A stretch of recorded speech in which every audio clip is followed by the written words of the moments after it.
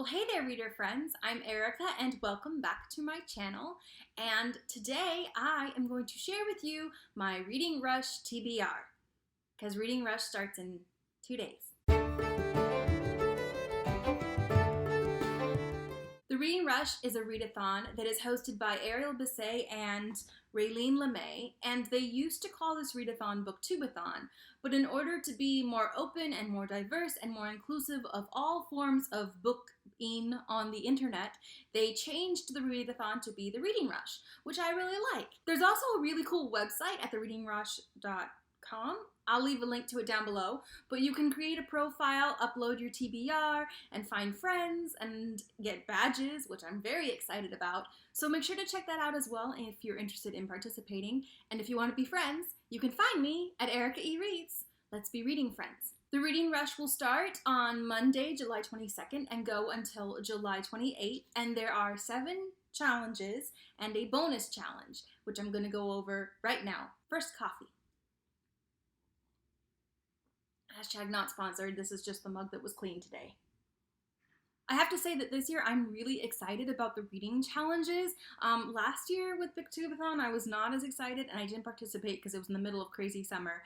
But this year my summer crazy is winding down, and like I said, I really liked the challenges and I got really excited, and so I decided I wanted to participate this year. I'm so excited. So here are the challenges. Challenge number 1, read a book with purple on the cover. I love purple. Purple's my favorite color. Purple and blue, I love it. Challenge number 2, read a book in the same place the entire time. Originally, I was going to read outside. But if you live anywhere in the United States pretty much right now, you know it's hot. It's hot. It's hot and sticky and gross. So I'm not going to be reading outside. Thank you for not doing that challenge. That was a challenge the first year I did Booktubeathon, and it was rough. It was rough to read outside. It was rough. Challenge number 3, read a book you meant to read last year. Challenge number 4, read an author's first book. Challenge number 5, read a book with a non-human character, which when Ariel and Raylene announced that challenge, I was like, whoa, I've already read all the Lunar Chronicles, what am I gonna do? But there are actually a lot of books out there. If you need help with this challenge, feel free to ask down below. I did like a lot of research for this challenge, and so I now have a lot of books that have non-human characters. Spoiler alert, I didn't pick a paranormal romance book, which surprises even me, because for some reason my brain did not connect that those are not human characters. Oh well, oh well. Challenge number 6. Pick a book that has 5 or more words in the title. Again, I kind of like these kinds of challenges where it's like, it doesn't really have anything to do with the content of the book. It's just going online, going to your library, going to your bookshelves, and seeing what's available. And challenge number 7, read and watch a book-to-movie adaptation, which I see a lot of people complaining about this challenge, but it's my favorite challenge. I love book-to-movie adaptations. Even when they're bad, I love them. I just enjoy them a lot. And there's also a bonus challenge, which is to read 7 books. And well, as you'll see, the bonus challenge made me really ambitious. So, what books am I going to read? I kind of made things complicated because that's what I do. So I have 7 books that I want to read because I really want to get the bonus challenge of reading 7 books.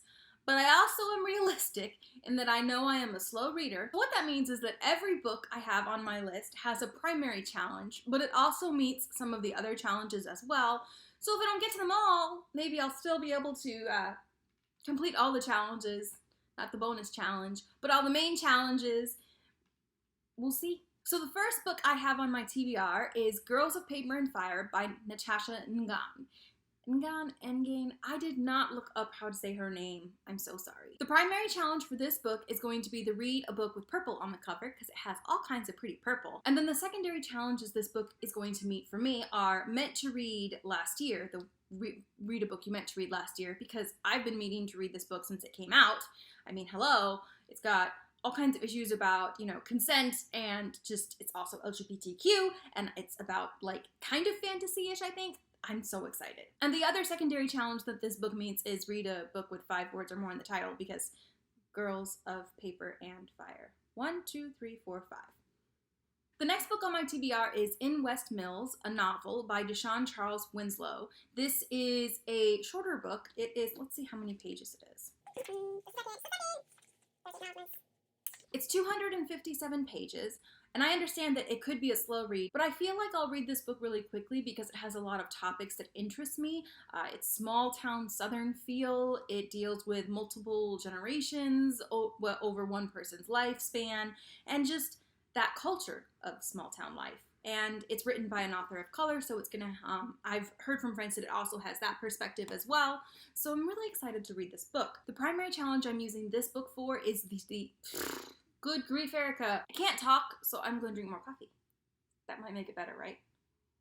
This book's primary challenge that it's going to meet is the read a book in the same spot the entire time challenge. I feel like I can go to one of my favorite coffee places in town, which is within walking distance of my apartment, and knock it out, and I have Monday off, so I might just read this on Monday. It might be the first book I read. The secondary challenges that this book meets are the read an author's first book. This is Deshawn Charles Winslow's first novel, and the read a book with 5 words or more on the cover, which is kind of cheating, but in West Mills, a novel. 1, 2, 3, 4, 5.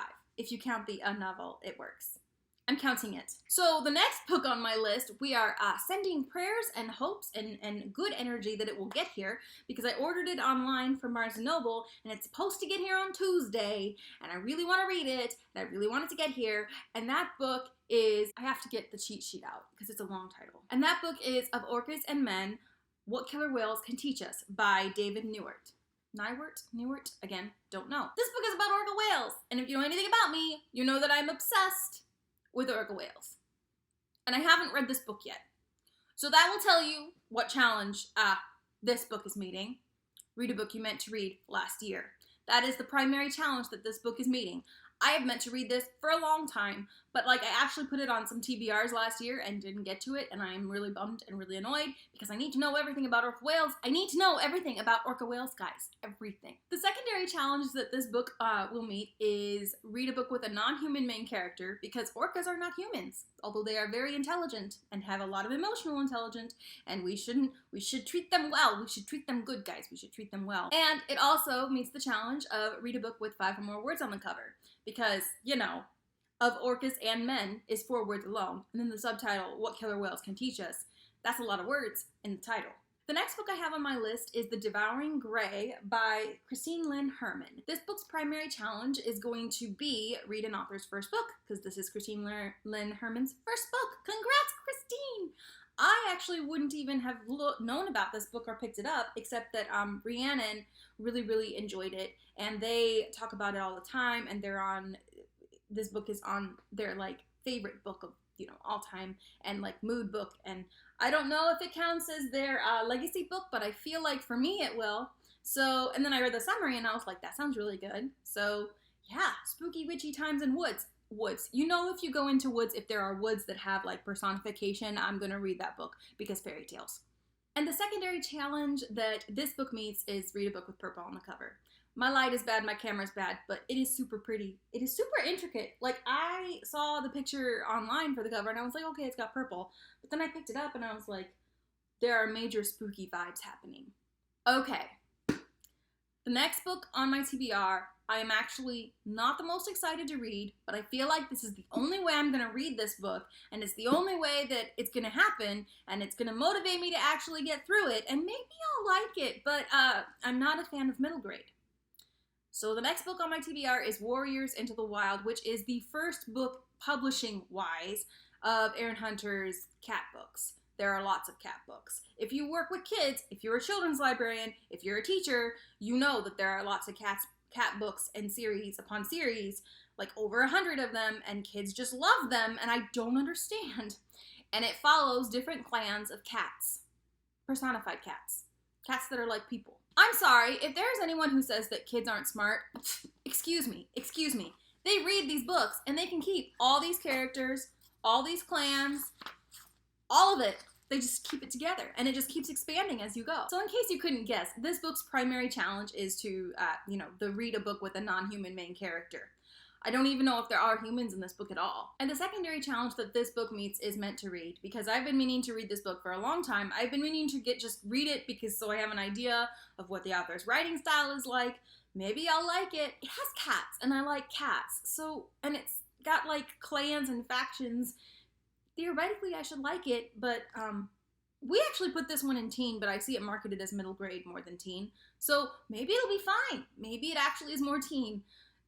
Hopefully it'll be fine. The next book on my TBR is Summer Days and Summer Nights, 12 Love Stories, edited by Stephanie Perkins, which I bought when it came out years ago and just haven't gotten to it.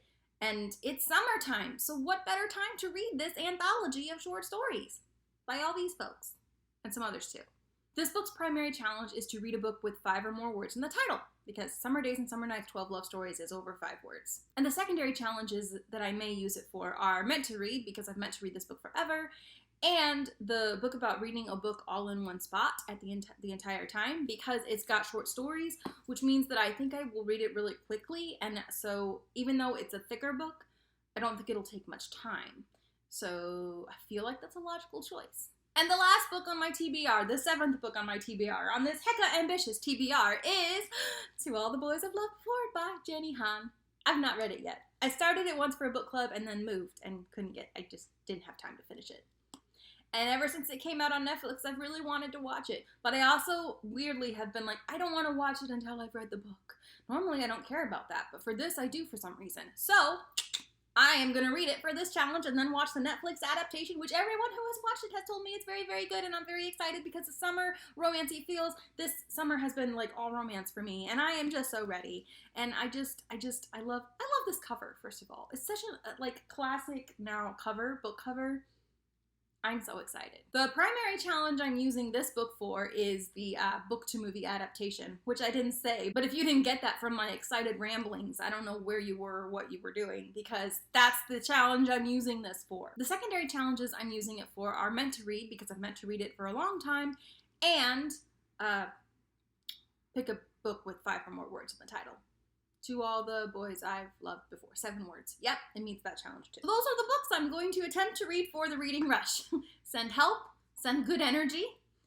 If you're reading any of them as well, let me know, and maybe we can, converse about them as we read them. I'm probably going to start in West Mills first, because I have Monday off, so I'm going to go spend the day at my coffee shop and have coffee, and they also do food there. If you're participating in the reading rush as well, let me know down below. Let me send a link to your TBR so I can check out your video. Also, if you are on their website and have a profile, feel free, like I said, to be friends with me, or request to be friends with me if you'd like, because yeah, I think that'd be fun. And if you have anything else to say, any comments, if any of these books are completely awful, please give me a heads up so I know to have lots of chocolate on hand, and maybe I will do a hate reading, which is turning on my critical brain and not really expecting to enjoy a book, but enjoying ripping it apart, because sometimes I am bitter and cruel.